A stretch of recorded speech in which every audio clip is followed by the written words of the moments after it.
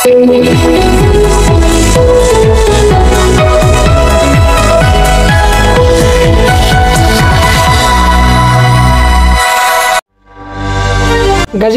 Kaliakair সফরগ্রস্ত apex লেঞ্জারি এবং first গার্মেন্টসের সামনে প্রশস্ত রাস্তা না থাকায় প্রায়ই লেগে থাকে যানজট।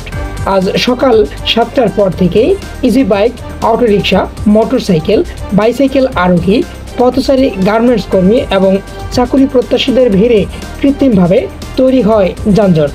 মাত্র 2 মিনিটের রাস্তা পার হতে সময় লেগেছে 30 মিনিটেরও বেশি। এর আগে গত বুধবার কালিয়াকৈর এলাকায় জনবল নিয়োগের জন্য মাইকিং করে Farist knitting and dyeing industries limited, আর তাই লোকে লোকারণ্য হয়ে যায় পুরো রাস্তা জুড়ে।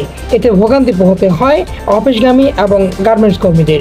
ভুক্তভোগী পথচারীদের দাবি অ্যাপেক্স রেললাইনের সামনে রাস্তাটি প্রশস্তকরণের। Mohammad Anwar Hossain, News Tribune, Gazipur.